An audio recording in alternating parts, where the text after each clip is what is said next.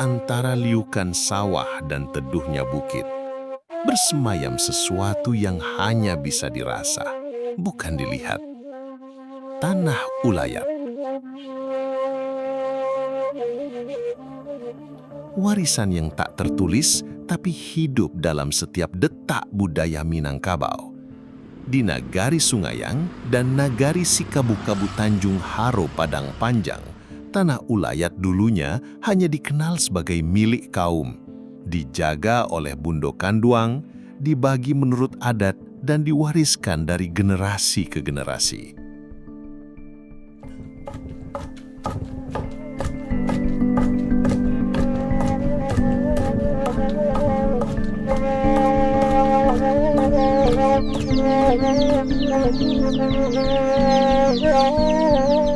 Tanah Ulayat merupakan hak komunal yang sebenarnya antara kesatuan masyarakat hukum adat dengan Tanah Ulayat itu tidak dapat terpisahkan, karena memang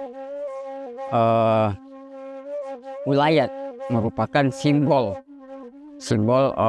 bagi masyarakat hukum adat. Pentingnya Tanah Ulayat tentu saja sama halnya dengan nyawa dengan raga. Tanah Ulayat di Minangkabau itu sebetulnya itu ada Tanah Ulayat kaum, Tanah Ulayat nagari, Tanah Ulayat suku. Ada juga yang bilang Tanah Ulayat raja. Tapi yang secara umum lebih banyak itu adalah suku, kaum, dan nagari. Hak milik seperti ini, hak milik Bundo, satu kata dalam bahasa Indonesia. Tapi di Minangkabau dibagi hak dan milik. Harta atau disebut juga sako dan pusako. Sako itu gelaran yang tidak nampak, milik kaum. Kemudian pusako itu yang nampak, rumah gadang, sawah ladang, tapian tempat mandi, pandam pekuburan, dan segala macam ladang itu. Jadi pemilik atau yang dari sako dan pusako itu perempuan. Tidak boleh dibagi, tidak boleh dijual.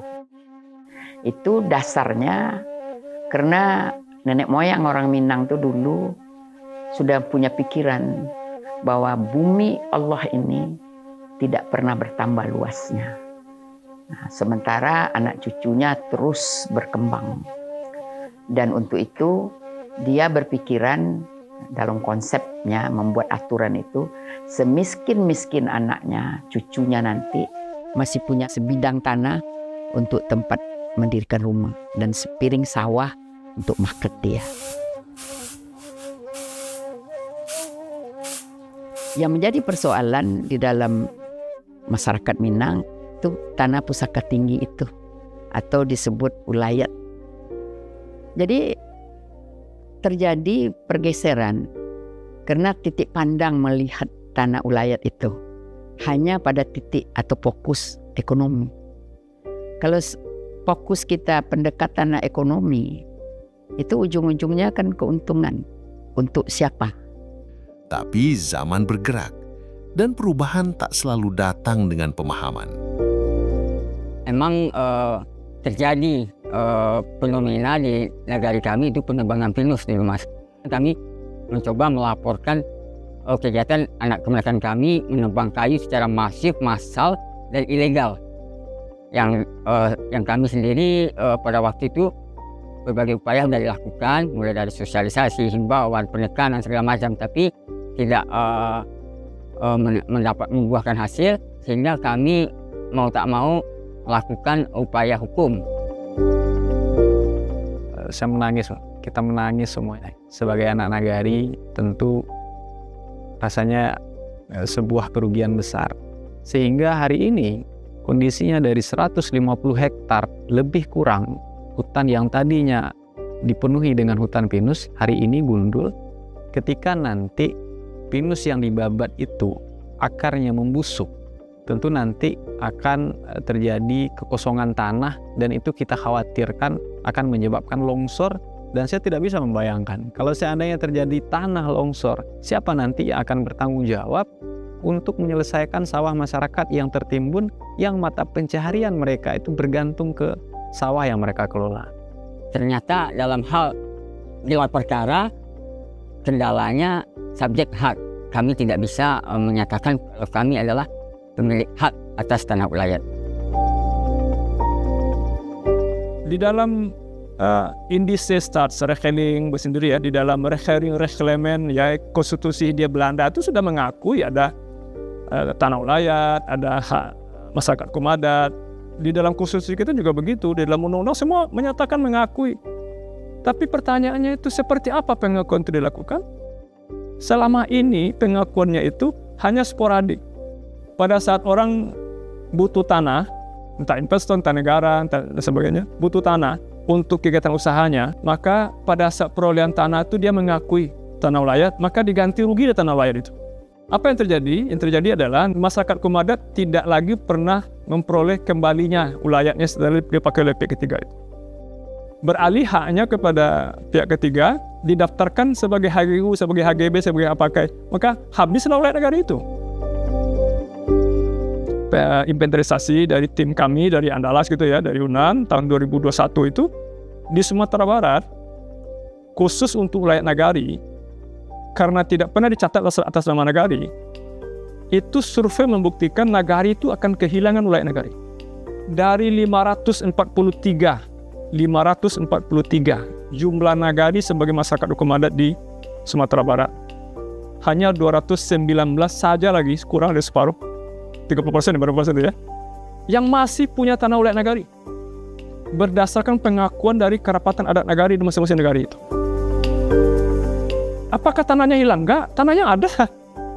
Yang hilang statusnya, yang hilang penguasaannya dari nagari. Mengapa hilang penguasaan dari nagari? Penyebabnya adalah karena dia beralih kepada pihak ketiga, termasuk dibagi-bagi oleh personal individu tertentu di negari itu.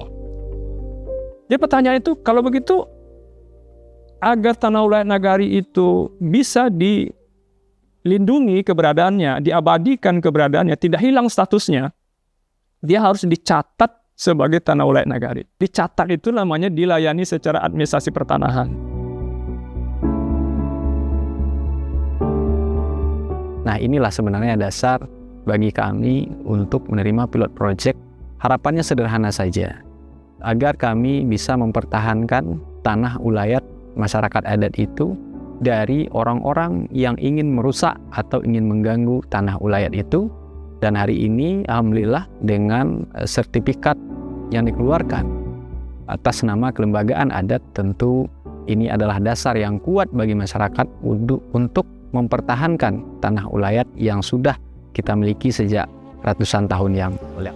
Yang dilanjutkan dengan penyerahan sertifikat hak pakai nomor 9 dengan luas. Kini, sesuatu berubah, tapi bukan untuk menghapus, melainkan memperkuat. Tahun 2023, tanah ulayat di dua nagari ini mulai disertifikasi melalui hak pengelolaan lahan atau HPL. Apa nama title kalau ulayat nagari itu didaftar atas nama nagari, karena nagari itu bukan sebagai pemilik tanah dan mungkin diberi hak milik begitu? Apa nama title atas nagari itu? Nah, disitulah muncul istilah hak pengelolaan untuk masyarakat hukum adat nagari yang kelembagaannya melalui kelembagaan adat di nagari. Terbitlah HPL sebagai title gitu. Jadi HPL itu hanya sebagai title administrasi dari proses pendaftaran tanah ulayat nagari, bukan mengubah statusnya dari ulayat nagari. Dia tetap ulayat nagari, cuman tercatat sebagai publisitas dia sebagai HPL yang cocok title-nya dengan yang ada di pelayanan pemerintah. Kalau pemerintah membuat pelayanan bahwa ada title ulayat, misalnya sertifikat tanah ulayat misalnya ya, mungkin negara akan menempuh itu. Tetapi kan pelayanan hari ini yang ada itu kan berdasarkan PP 18 itu kan title-nya itu hak pengelolaan. Jadi tidak hanya negara, tidak hanya pemerintah, tidak hanya BUMN, BUMD yang bisa sebagai pemegang HPL atas nama negara. Nagari sebagai masyarakat hukum adat pun diberi kesempatan untuk menjadi negara di wilayah adatnya. Jadi negara tidak menggantikan nagari sebagai negara di wilayah adatnya, khusus tanah ulayatnya, tapi langsung diambil alih peran negara ini oleh Nagari sebagai salah satu masyarakat kaum adat. Saya melihat posisi HPL itu seperti itu. Karena HPL itu pengertian hukumnya secara hukum agraria adalah hak menguasai negara yang dilaksanakan oleh pemegang haknya. Jadi kalau nagari melaksanakan sebagai pemegang HPL, berarti nagari sebagai negara di wilayah adatnya.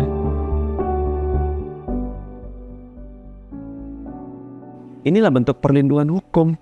Kita perlu, sangat perlu. Suatu saat kita akan meninggalkan dunia ini, yang kita sisakan apa? Yang kita sisakan adalah catatan positif bahwa kita telah mendaftarkan tanah ini untuk menjaganya demi anak cucu kita di masa depan. Itulah tujuannya pendaftaran tanah ulayat ini. Melalui Kementerian ATR BPN hingga saat ini sudah ada 10 sertifikat HPL tanah ulayat yang diterbitkan. Itu ada 6 di Kabupaten Tanah Datar, kemudian ada 3 di Kabupaten 50 Kota, dan kemudian ada 1 di Kota Pariaman. Ini bismillah adalah jalan kita, ikhtiar kita untuk mempertahankan tanah ulayat. Dari itu para nimama, para datuk semua yang telah mengambil kesimpulan bahwa tanah ulayat ini kita sertifikatkan sebuah kesimpulan yang cerdas. Karena tanah-tanah yang berperkara adalah tanah-tanah yang belum bersertifikat. Sungayang menjadi lokasi pendampingan pertanian oleh Kementerian ATR BPN, sedangkan Sikabu-Kabu Tanjung Haro Padang Panjang membangun harapan melalui program ekowisata berbasis adat dan alam. Kita juga membekali sebenarnya masyarakat hukum adatnya bagaimana merencanakan, bagaimana membuat perencanaan terhadap tanah ini.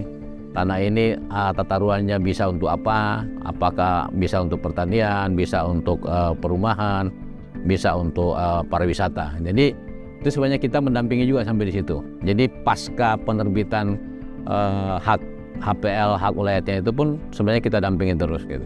Itu peranan BPN di situ.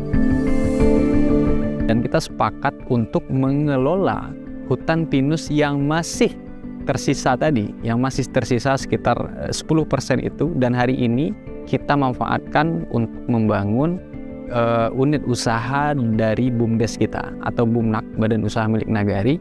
Kita dirikan di situ unit usaha coffee shop, dan alhamdulillah itu mendatangkan pendapatan asli Nagari, kemudian mendatangkan pendapatan untuk masyarakat adatnya dalam bentuk program, dan juga membuka lapangan kerja bagi masyarakat kita. Dengan adanya HPL Tanah Ulayat ini, kita bisa juga membuka kolaborasi asal kesepakatan bersama.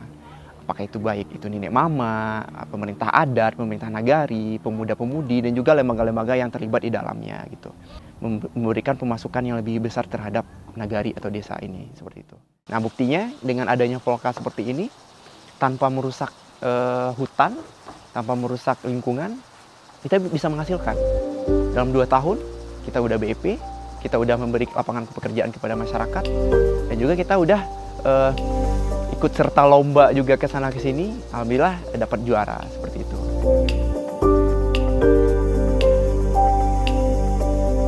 Kami sebagai kerapatan adat Nagari Sungayang itu sangat gembira sekali. Istilahnya kalau orang Minang bilang pucuk dicinto ulam tibo. Jadi dalam hal ini yang kami inginkan selama ini turun hujan dari langit bagi kami, seolah-olah seperti turun hujan dari langit.